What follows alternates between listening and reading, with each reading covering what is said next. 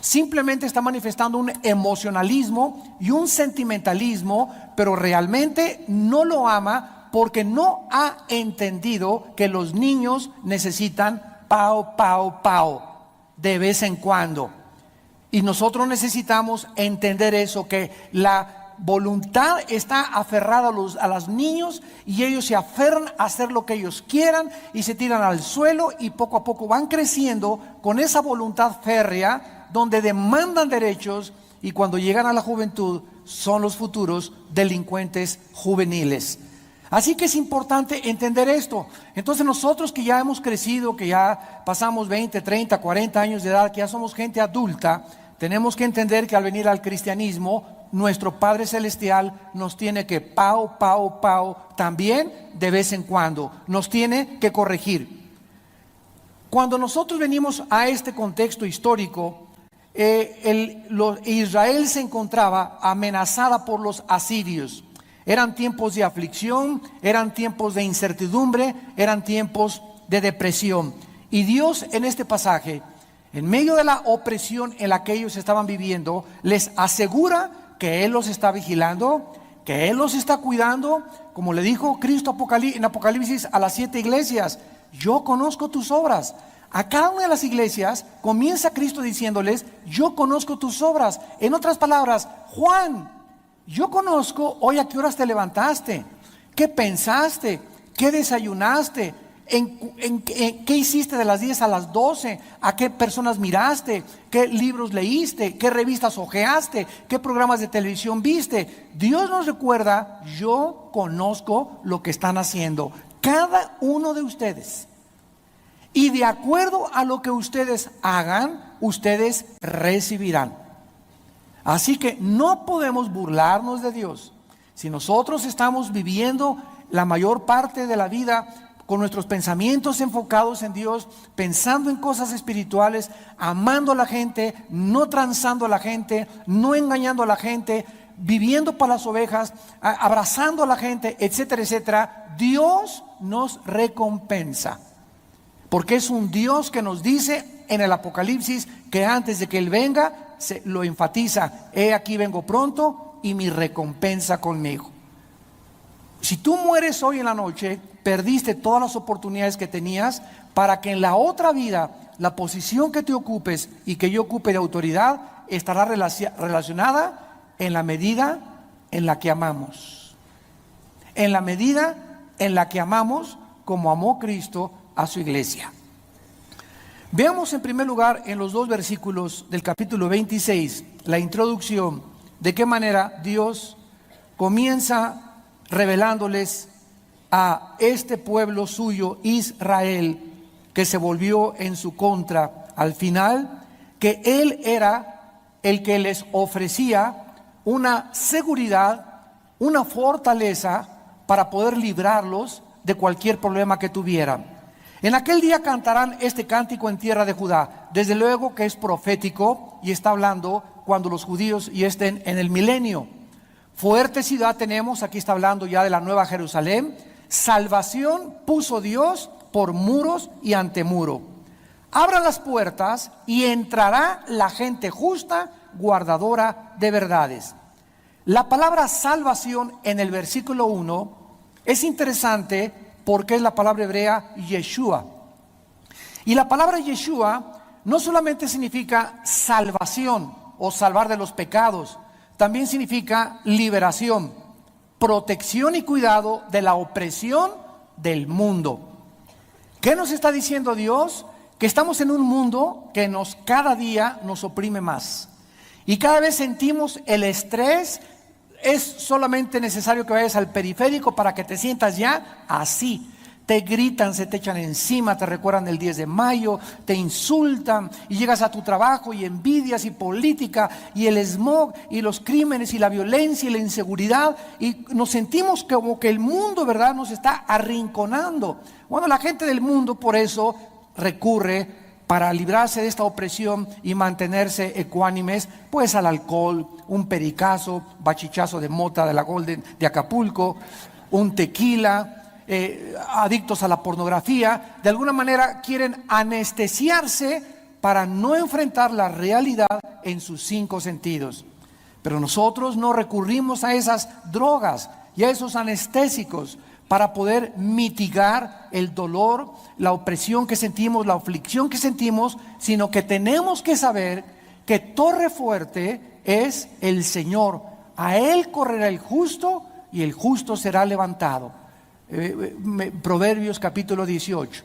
Entonces nosotros corremos a Dios y Dios es como una fortaleza, como un castillo, donde si acudimos a Él, hagan de cuenta que aquí está la fortaleza y vienen persiguiéndonos y oprimiéndonos. Entonces corremos hacia Dios, no corremos hacia el pecado ni hacia las drogas, corremos hacia Dios, que es nuestra salvación, y Él nos toma y dice, a Él correrá el justo y será, o sea, nos hace así y le hacemos a la gente, a todos los que nos perseguían, hagan de cuenta que nos elevamos y nos sube a 10 kilómetros de distancia y se hacen chiquitititos todos nuestros problemas y vemos al mundo como hormigas, porque estamos mucho, mucho más elevados que ellos, cerca del Altísimo, que nos ha dicho, no te dejaré ni te desampararé.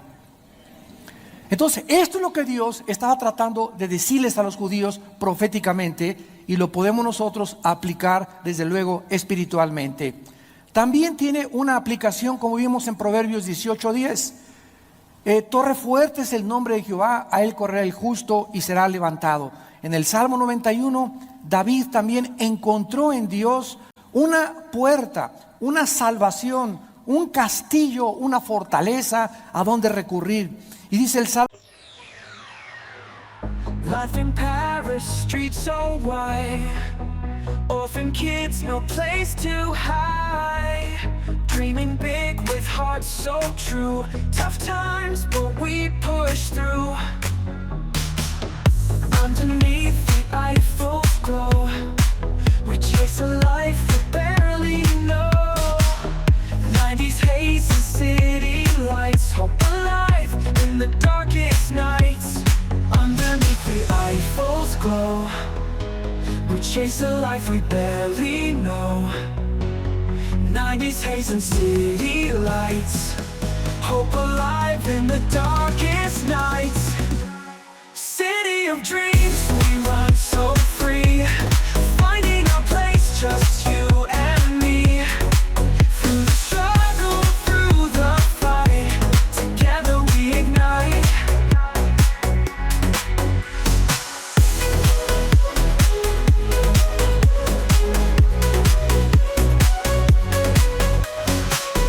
Painted skies with stories told.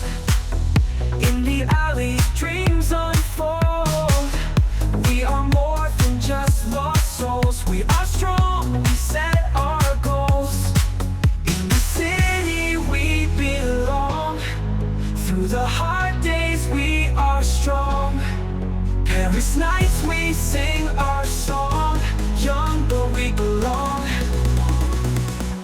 City of dreams, we run so free, finding our place, just you and me. Through the struggle, through the fight, together we ignite.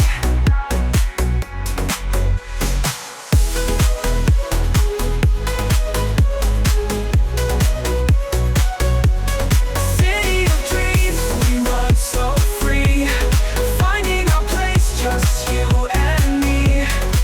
Through the struggle, through the fight, together we ignite.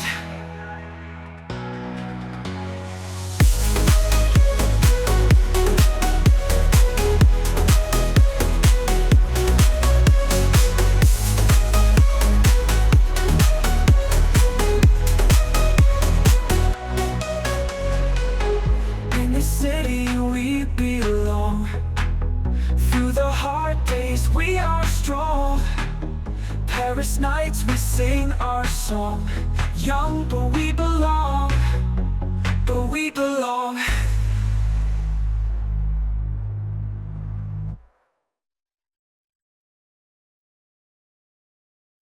El que vive cerca de Dios, el que está cerca del Altísimo, el que se levanta en la mañana y pasa tiempo con Dios, pasa tiempo en oración, pasa tiempo en la Biblia, ese será protegido. ese será guardado del mal. Dice Dios, dice David, diré a Jehová, versículo 2, esperanza mío. ¿Y cómo le llama Dios? ¿Cómo le llama David a Dios? Castillo mío. Ahí está otra vez. Se imaginaba como un castillo, como una fortaleza. ¿Por qué? Porque era el símbolo en la antigüedad de la protección. Detrás de los castillos y de las fortalezas nadie te podía alcanzar. Y Dios es nuestro escudo, nuestro castillo, nuestra fortaleza, mi Dios en quien confiaré. Regresamos a Isaías 26 y vemos a continuación que es importante notar un detalle esencial en el versículo 2. Isaías 26, versículo 2. Abran las puertas, o sea, ¿cuántos corren a Dios y de repente se encuentran con la puerta cerrada? No, yo corrí a Dios y no me oyó. Yo siento que es como el bronce, que se rebotan mis oraciones y ya Dios no me oye. ¿Cuántos? No quiero que levanten la mano, se sienten así y hay algo que de repente cuando tú buscas a Dios parece como que no haces contacto con Dios. Y este versículo nos lo revela. Abran las puertas y entrará ¿quiénes? Hay dos características que se requieren para que podamos encontrar refugio en Dios. Ser justos y al mismo tiempo ser amantes de la verdad. Tenemos que amar la verdad con todo nuestro corazón. Y es interesante que en Efesios 6:14 en el Nuevo Testamento, la justicia y la verdad forman partes de la armadura de Dios.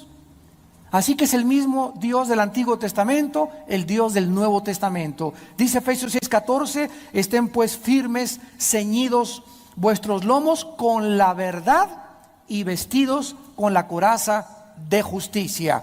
Cuando tú hablas a tus hijos, cuando tú hablas con tu esposo, con tu esposa, cuando tú hablas con los hermanos, ¿les dices la verdad siempre? Cuando hablas con tus empleados, cuando hablas con tu contador, cuando hablas con la gente del gobierno, ¿les dices la verdad?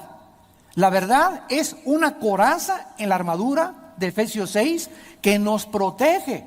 Y en cuanto nosotros comenzamos a vivir una mentira, y nuestra vida es una mentira, mentiras que amas a tu esposa. Porque si la amaras, no le echarías los perros a las demás muchachas. Mentiras que amas a tu esposo, porque si no, no te andrías fijando en otros hombres. O sea, comenzamos a vivir una mentira y comenzamos a ser deshonestos con nosotros mismos. ¿Y qué pasa? Se comienza a abrir un hueco en la armadura. Porque para ser protegidos totalmente de los dardos de fuego del maligno, necesitamos tener la armadura cerrada. Y la mentira nos abre la puerta para que el enemigo nos pueda atacar. Y también tenemos la justicia, que es una característica del justo y de aquellos que han sido redimidos por la sangre de Cristo. ¿Eres justo con tu esposa? ¿En qué sentido? Bueno, tu esposa todos los días lava pañales, les da de comer. ¿Eres justo dándole un día de descanso a tu esposa? Y le digas el domingo, mi amor, hoy vamos a ir a la iglesia y mira, ahí venden unas enchiladas ricas en la iglesia, no hagas desayuno, no laves ni nada, y nos vamos a ir pues a los tacos de enfrente, y nos vamos pues a ir a caminar a Chapultepec, nos vamos a ir en taxi o lo que sea, pero no quiero que hagas nada ahora, mi amor, quiero que descanses de los niños, y quiero amarte hoy, quiero darte flores, y quiero cantarte el corrido de que ya llegué. ¿Eres justo con tus hijos? Cuando tienen buenas calificaciones, les cumples las promesas. ¿Eres justo con tus empleados? ¿Les pagas horas extras que demanda la ley a tus empleados? ¿Les pagas vacaciones? ¿Les pagas aguinaldo? ¿Eres justo en tu vida? Cuando no hay justicia, es la parte que nos cubre la espalda de la armadura de Dios. Y cuando comenzamos a ser injustos con la gente por la cual Dios dio su vida en la cruz, comenzamos a abrirle un agujero en la espalda para que el enemigo también se nos venga por ahí. Por eso dice en el Isaías 26, abran las puertas y entrará la gente justa y guardadora de verdades. En segundo lugar, dice el versículo 3 y el versículo 4, tú guardarás en completa paz, absoluta y total. ¿A quiénes? A aquellos cuyo pensamiento, cuyos propósitos, cuyos planes que se forman en la mente, en ti perseveran. ¿Por qué los vas a guardar en completa paz? Simplemente porque confían en ti. La palabra paz es la palabra más linda del hebreo. ¿Sabían ustedes? Es la palabra shalom. Cuando los judíos se saludan, siempre dicen shalom shalem. En otras palabras, que tengas abundante paz, o que la paz sea contigo. Y la palabra shalom, vean lo que significa: paz, descanso, sin preocupación, tranquilidad, bienestar, seguridad, confianza, reposo y prosperidad. Y no necesariamente tiene que ser económica. Así que toda esta gama de palabras representa la palabra shalom. Vamos por orden. Cuando nosotros recibimos a Cristo como nuestro Salvador, la Biblia dice en Romanos 5 que éramos enemigos de Dios. Yo enemigo si yo iba a misa, hermano. Yo iba a la iglesia. Eras enemigo de Dios porque aunque tenías una religión, no hacías lo que Dios te mandaba. Así que de nada te sirve decir soy cristiano, cuando no haces lo que Dios te manda. Entonces éramos enemigos de Dios. Y Dios no nos podía tener como amigos tampoco. Aunque Él nos amaba, ¿verdad? Porque Él ama, ¿verdad?, al mundo, que dio a su Hijo en la cruz para pagar por nuestros pecados. Entonces cuando tú recibes a Cristo, Él entra a tu vida y dice en Romanos 5:1, justificados por la fe, tenemos paz para con Dios por medio de nuestro Señor Jesucristo. Para que nosotros pudiéramos aceptar y estar en paz con Dios, y ya no eres, Señor, quiero ser tu amigo y darte la mano, antes su justicia tenía que ser cumplida. Y como tú eres injusto y como yo soy injusto, alguien vino y nos regaló, nos imputó su justicia, que es Jesucristo. Entonces esa justicia no es mía. Es como un día les conté, ¿verdad? Es como este saco que traigo aquí cubriéndome, pero este saco solamente me cubre, pero no es mío, ¿verdad? No forma parte de mi cuerpo, sino que solamente me cubre. Entonces Cristo, al recibir a Cristo Dios, me cubre, nos envuelve en una justicia que no es de nosotros, que es de su Hijo Jesucristo. Por eso Cristo tenía que guardar la ley, para que al llegar al Calvario, Dios lo aceptara como el sacrificio perfecto, porque no podían tener defecto los sacrificios, y decir, has cumplido mi ley, eres el único justo desde los tiempos de Adán y Eva. Fuera de Cristo, dice Romanos 3:10, no hay justo ni Santa Teresita. Ni el Papa, ni Abraham, ni Isaac, ni Jacob, nadie absolutamente, ni San Crisóstomo, ni San Anselmo, ni San Cirindano, no hay nadie que haya sido justo más que Jesucristo. Todos hemos fallado, todos fuimos destituidos de la gloria de Dios, y esa justicia Dios me la da. Al darme la justicia y al vestirme Dios con Jesucristo en la justicia de Él, entonces yo me hago amigo de Dios. Tengo paz con Dios, para con Dios, por lo que hizo Jesucristo. Muy bien, yo soy cristiano. Ahora, siendo cristiano, necesito la paz de Dios. Recibimos la paz con Dios, ahora necesitamos la paz de Dios. Ahora todos los días necesito que esa paz que Jesucristo nos prometió en Juan 14, mi paz les dejo, mi paz les doy, no como el mundo la da, sino de una forma sobrenatural, quiero que se quede con ustedes para que vuestro gozo sea cumplido. Esa paz la necesitas para vivir. Es un infierno vivir sin paz. Necesito paz para hacer negocios.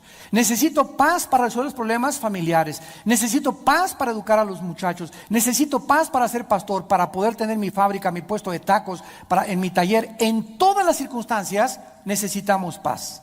¿Qué es lo contrario de paz? Agitación, estrés, acelerado, ira, enojo, y bajo estas características no tomes decisiones, porque te vas a lamentar. Ahora, para tener esa paz, yo necesito forzosamente ser justo y tener la verdad de Dios y vivir en la palabra, porque lo dice aquí: tú guardarás en completa paz a aquel cuyo pensamiento en ti persevera. ¿A quién guardará Dios ¿A quién cuidará Dios? ¿A quién mantendrá Dios en medio de la turbulencia que vivimos? Tranquilo, seguro, con esperanza, sin estrés, sin ansiedad, sin recurrir a Prozac, ni Valium, ni Equanil, ni alcohol, ni drogas, porque tienes algo mucho más grande dentro de ti que te dé esa paz. Aquellos que piensan continuamente en Él. ¿Qué porcentaje del día piensas en Dios? Haz un cálculo honesto en tu vida. Ayer sábado, ¿cuántas horas de las 18 horas que tenemos diarias, porque 8 horas las pasamos dormidos, de todo ese tiempo, cuántas horas, calcúlale si tienes por lo menos mínimo 2 horas diarias, en las que dedicas 2 horas diarias a pensar en Dios, en la Biblia, en memorizar, en orar? 2 horas que hayas apartado totalmente para estar en la palabra y en oración con Dios. 2 horas diarias es lo mínimo que un cristiano puede tener. Entonces, ¿por qué llegas? Hermano, ore por mí, póngame la mano, tómeme al suelo, sáneme.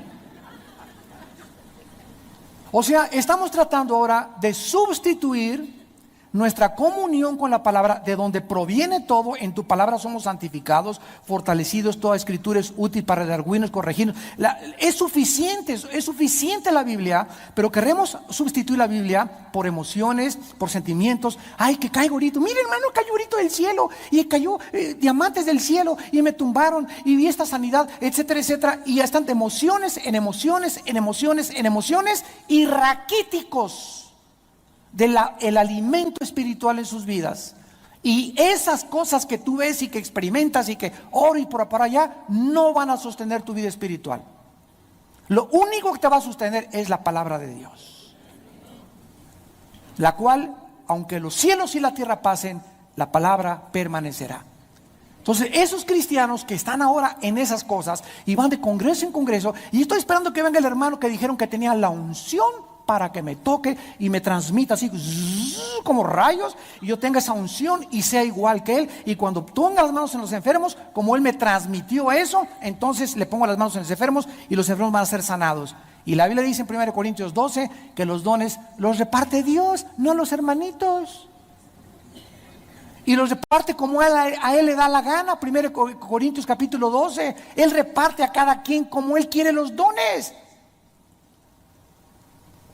Pero cuando ignoramos la palabra, comenzamos a sustituirla por cosas que van tarde o temprano a traerte problemas en tu vida. En Isaías 32, versículo 17, lo dice claramente otra vez la Biblia. Isaías 32, 17. El efecto de la justicia será paz.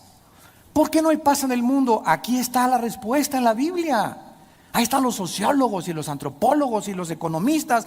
Y la paz no es que es la delincuencia, es el crimen organizado, es la bolsa de valores, es el dólar, es la inestabilidad. Y el mundo está buscando por todos lados, en las ramas, es esa rama, no es esa rama. La solución y el problema está en la raíz del árbol, por lo cual el fruto está naciendo podrido.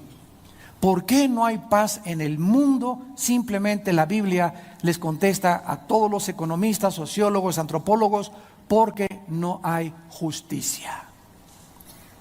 Los jueces se venden, los magistrados se venden, los políticos se venden, los papas se venden, los religiosos se venden. Ahora todo es intereses monetarios, dinero. Si me conviene, y si tienes dinero eres mi amigo. Si tienes una iglesia grande, me interesa ser tu amigo porque me invitas a predicar y me va a dar una buena ofrenda. Y comenzamos a ser inundados por los intereses y comenzamos a volvernos injustos. Y este es el resultado por lo cual el mundo se encuentra hirviendo como una olla express a punto de reventar. Porque no hay justicia en las naciones, en las escuelas, en los juzgados, en las familias. Los esposos no son justos con su esposa, muchas mujeres no son justas con sus hijos. Y este es el resultado de que no haya paz en el mundo. Porque el efecto de la justicia, la consecuencia después de que haya justicia, es la paz. Ahora, ¿por qué no hay paz en el Medio Oriente? entre los judíos y entre los árabes. ¿Por qué? Porque no hay justicia. Hasta que reciban al Mesías, va a haber paz en el Medio Oriente. Y es inútil que manden al secretario de Estado y a James Baker y que vaya Colin Powell y Condoleezza Rice, la secretaria de Estado de Estados Unidos, a mediar el pacto de Oslo, y en Inglaterra, y Tony Blair, y tratar con los políticos de arreglar la solución que no se encuentra en ellos, tampoco en el Medio Oriente, se encuentra en el problema humano, en su corazón.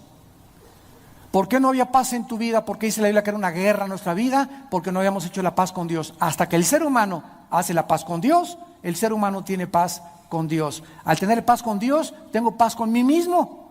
Al tener paz con mí mismo y al saber que ya estoy en paz, que mis pecados han sido perdonados, que he sido aceptado y que tengo un futuro propósito y significado para vivir con justicia, con dirección, con la brújula de Dios, con la verdad, esa paz entonces la tengo que transmitir a los demás.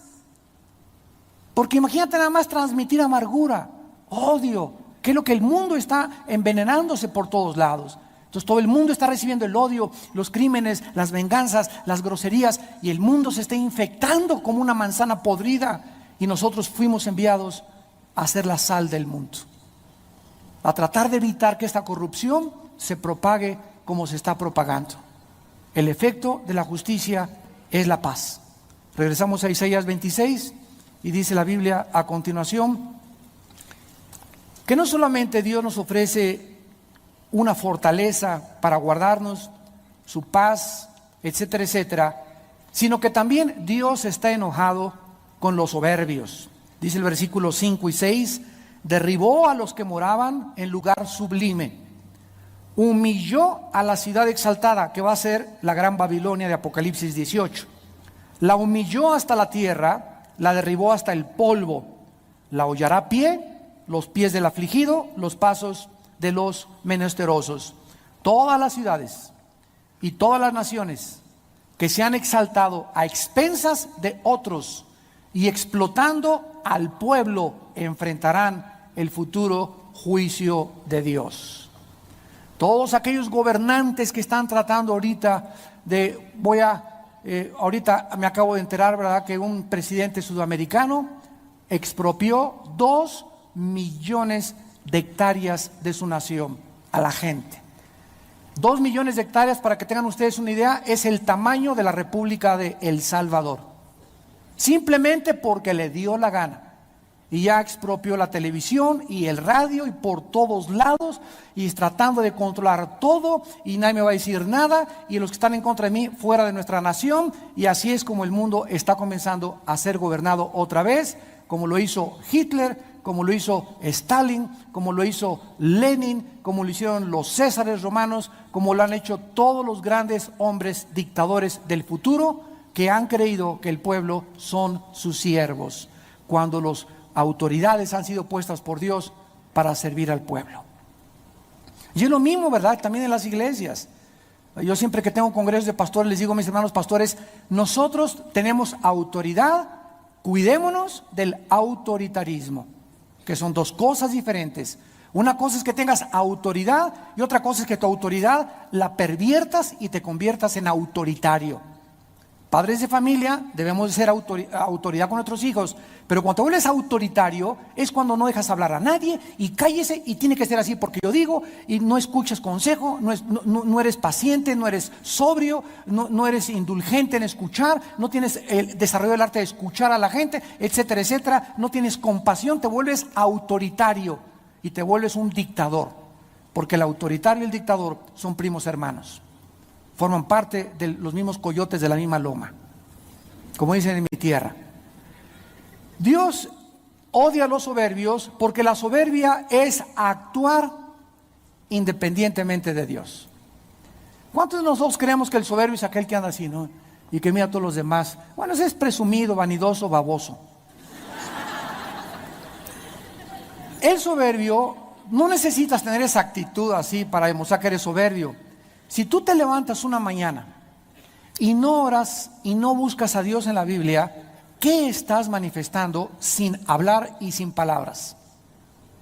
que no necesitas a Dios para hacer el desayuno a tus hijos, ni para mandarlos a la escuela, ni para salir al trabajo, que te basta sacarte tu estampita y ya con eso, ¿verdad? Ese es tu devocional, y en el carro, Señor, te pido que me guardes, etcétera, etcétera, y crees que ese es tu tiempo con Dios.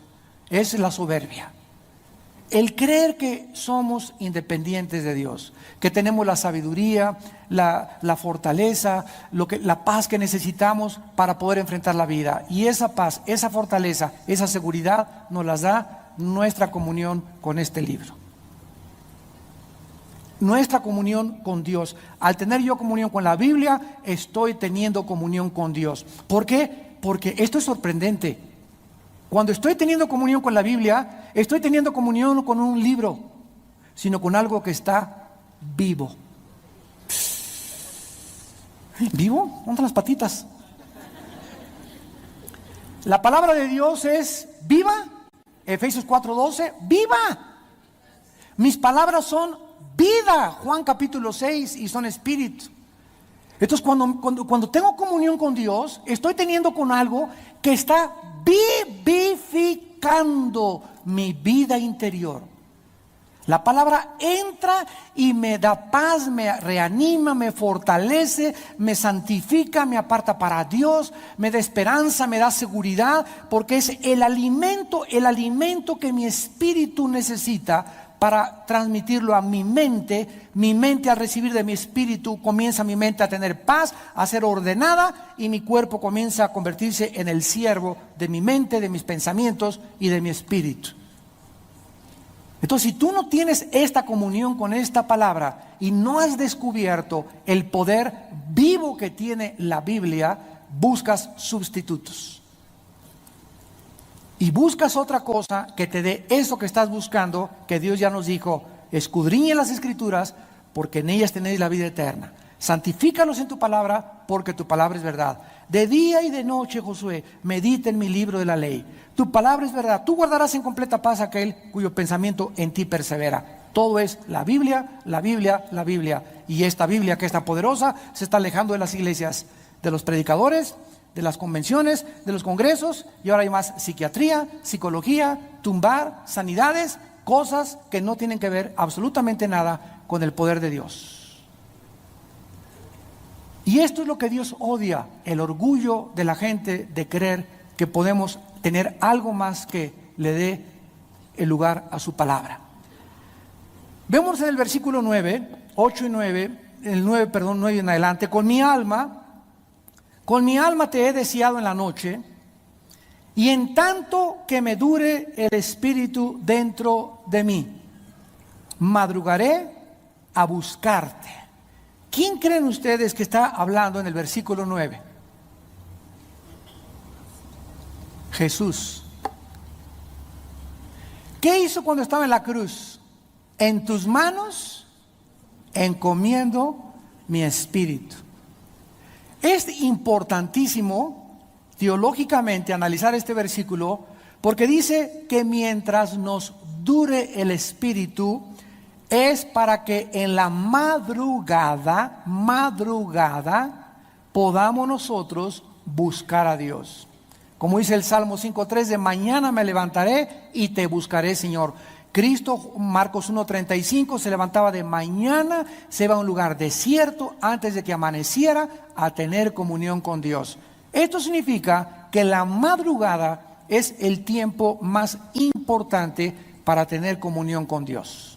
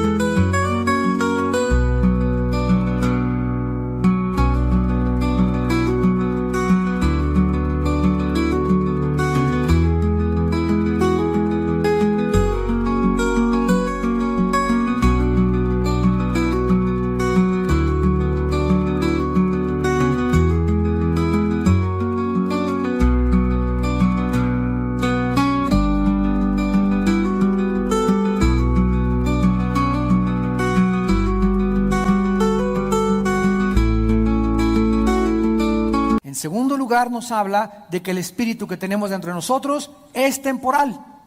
No mi espíritu, el Espíritu Santo. Veamos esta verdad en Efesios capítulo 1.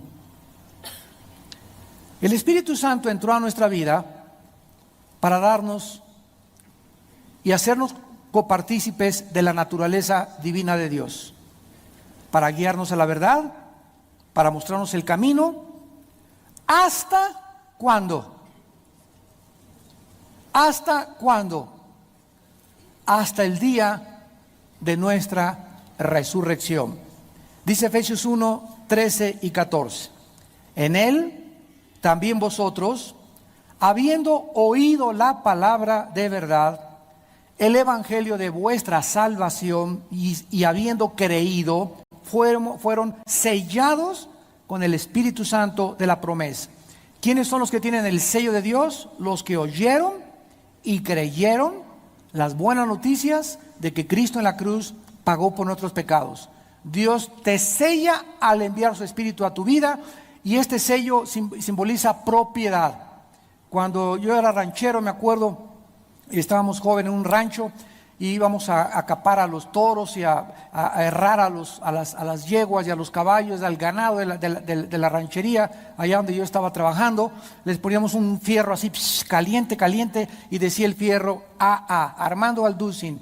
Y en ese momento la vaca se iba, o se iba el caballo, y los rancheros de alrededor, si se me perdía el caballo o la vaca, al ver el sello sabían que no era de ellos, que era una pieza de ganado que nos correspondía a nuestra ganadería.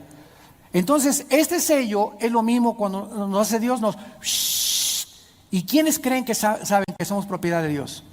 ¿Tu abuelita? ¿Tu suegra? ¿Tu cuñado? No, dice la Biblia que el mundo no nos conoce. Los únicos que saben que somos propiedad de Dios son los demonios. Satanás y los ángeles caídos y las potestades de maldad. Ellos saben perfectamente bien quiénes son los sellados.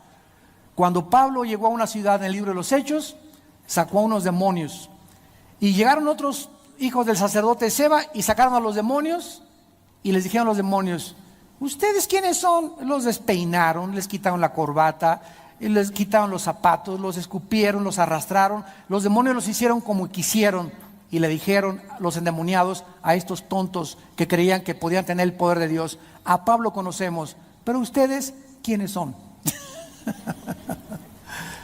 Esto nos abre, ¿verdad?, el entendimiento del mundo espiritual para darnos cuenta que los demonios saben con quién se meten.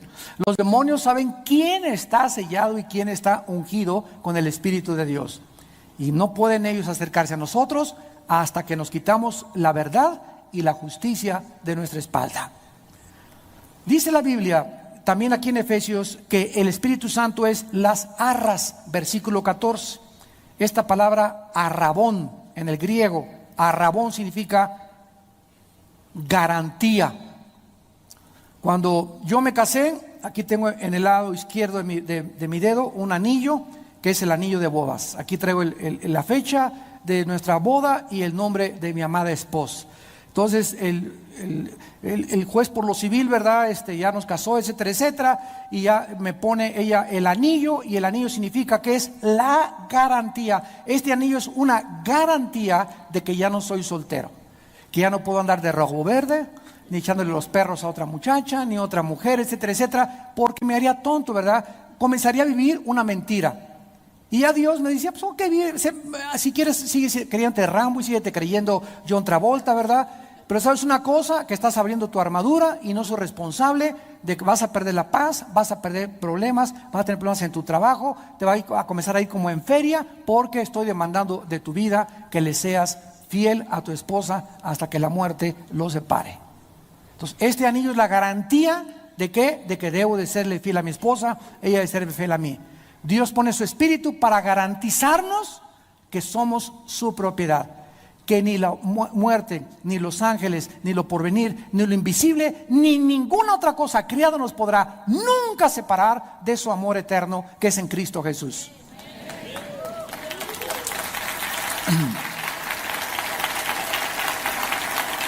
Y dice que esta garantía es nuestra garantía de nuestra herencia. Se nos está garantizando también que vamos a recibir una herencia aquí y después en la otra vida. Y vean ustedes esta palabra, hasta la redención de la posesión adquirida. Esta redención, la palabra polutros en el griego significa rescate, es el cuerpo. Ahorita hemos sido salvados espiritualmente, somos nuevas criaturas, de la paga del pecado. Estamos siendo salvados, esto es la justificación, del poder del pecado. La glorificación, seremos salvados en el futuro de la presencia del pecado hasta que resucitemos. Entonces la salvación ocupa los 3 tiempos. Fuimos salvados ya de la paga del pecado. Ya no hay juicio contra nosotros, ya no hay condenación contra nosotros. Esto se llama la justificación.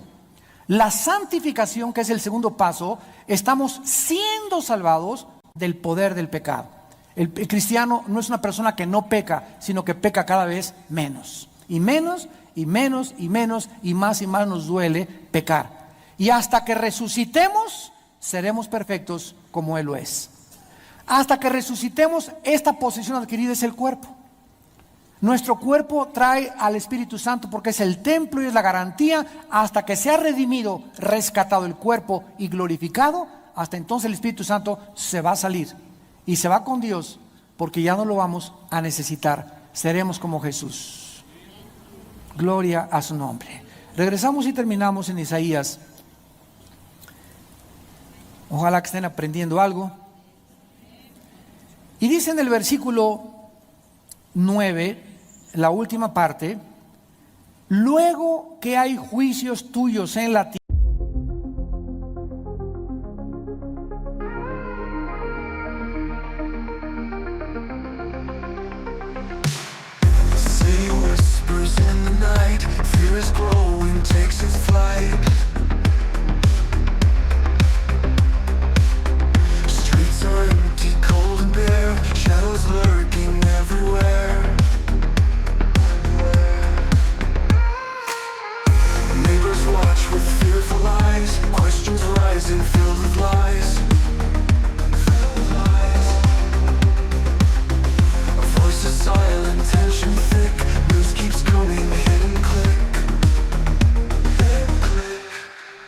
Behind the city's fame, that goes falling like the rain, like the rain.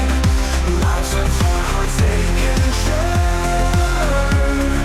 Through the darkness will we learn, will we learn. Hopes once bright now fade away. Every step brings deeper gray.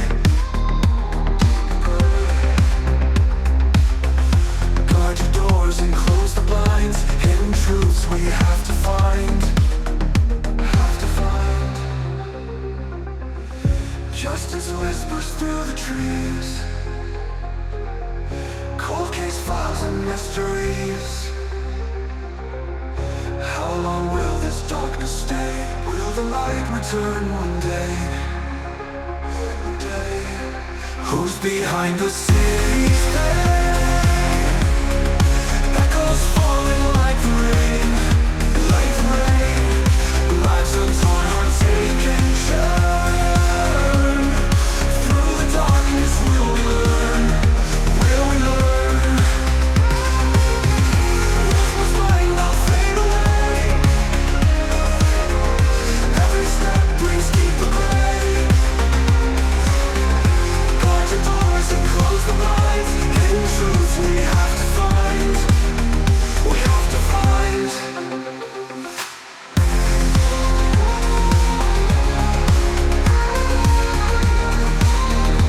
Will we learn? Will we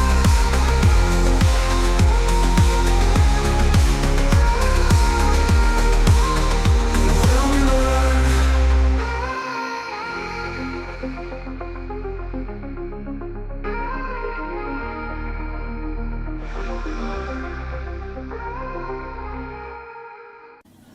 Y Ike, y las Torres Gemelas, y el temblor del 85, y la bolsa de valores cae, y el dólar, y el petróleo, y la contaminación de los aires y de los mares y las amenazas, entonces los moradores del mundo comienzan a portarse disque bien. Y vino el 11 de septiembre y todos los americanos en todos los estados de la Unión Americana llenaron, atiborraron las iglesias. Septiembre, octubre, noviembre, diciembre, enero, febrero y en marzo estaban al 50%.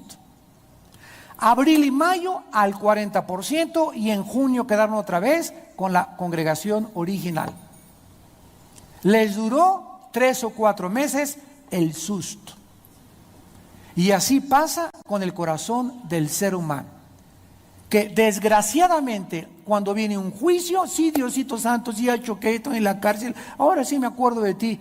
Pero cuando nosotros realmente buscamos a Dios, es cuando nosotros aprendemos la justicia. Dice el versículo 10, se mostrará piedad al malvado y no aprenderá justicia. O sea, decimos vulgarmente, los que ya son mala leche,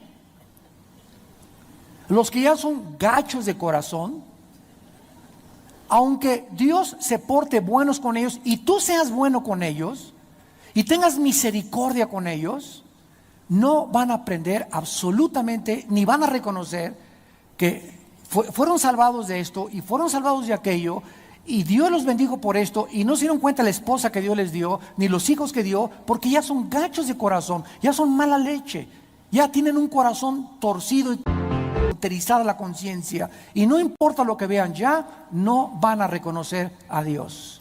Aunque se les muestre misericordia, dice la Biblia, no aprenderán la justicia. Y esta es ya la cuenta regresiva de personas que ya en vida están condenadas. Esta es la condenación, dice Juan capítulo 3, que la luz vino al mundo y los hombres amaron más las tinieblas que la luz. En tierra de rectitud hará iniquidad y no mirará a la majestad de Jehová. Jehová, tu mano está alzada, y ahorita, ¿quién puede dudar? Yo hace 4 días fui entrevistado con mi esposa Marta en la cadena de televisión Enlace y en Dallas. Nos habló el director de la cadena de televisión y nos dijo: quiero entrevistarlos a ustedes dos. Y yo le comencé a comentar, ¿verdad?, que los juicios están cayendo ya en el mundo de una forma intempestiva. ¿Quién puede dudar ahorita los problemas del Medio Oriente? Irán, Siria, juntándose para borrar del mapa a Israel. El problema económico en Europa, el problema económico en Estados Unidos, que está a punto ya de sucumbir económicamente, la alta corrupción y criminalidad y violencia en México, 7 gobiernos otra vez comunistas en Latinoamérica.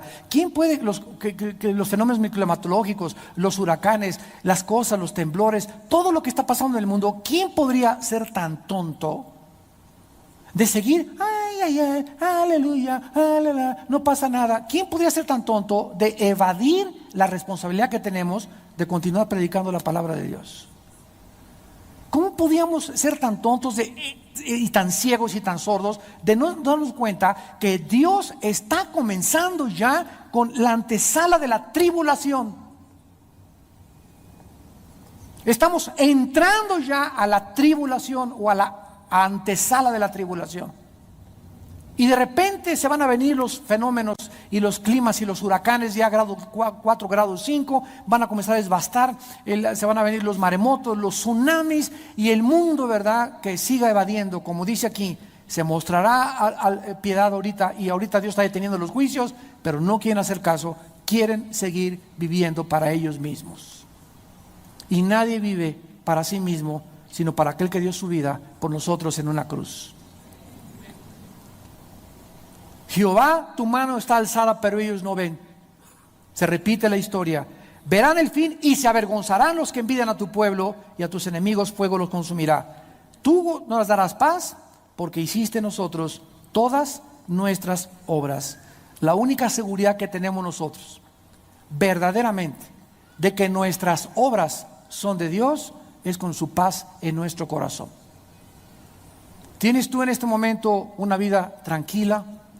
¿Te acuestas con una conciencia tranquila de que no hay nada en tu vida que ha ofendido a Dios? ¿Estás totalmente satisfecho con tu matrimonio, con tu fidelidad a tu matrimonio, a tus hijos? Puedes decir en esta noche: Señor, si tú me llevas hoy a las 5 de la tarde y te entrego cuentas a las 7 de la noche en el cielo, te puedo decir: Padre, hice con mis hijos lo que pude, fui responsable con ellos, a mi esposa la amé, fui justo con mis empleados. ¿Qué cuentas? En cualquier momento que tú mueras y que yo muera, estamos delante de la presencia de Dios para siempre. Y ya no hay necesidad. ¿Me das permiso de regresar a confesarme? Ya se acabó eso. Ya en la eternidad después de muerte está establecido el juicio. Y solamente no hay purgatorio, no hay transmigración de almas. Es después de la muerte, te vas al cielo con el Señor y regresamos a la tierra a reinar con Él, o te vas al centro de la tierra, al infierno, por los siglos de los siglos de los siglos. Llores más que el chicle, te burles, eso no me interesa. La verdad son palabras fieles y verdaderas. Y algún día, como dice aquí, te avergonzarás y dirás: ¿por qué no fui tan listo y tan inteligente de haber escuchado las palabras que Dios hablaba a mi corazón? Oremos. Padre, te damos gracias por tu palabra.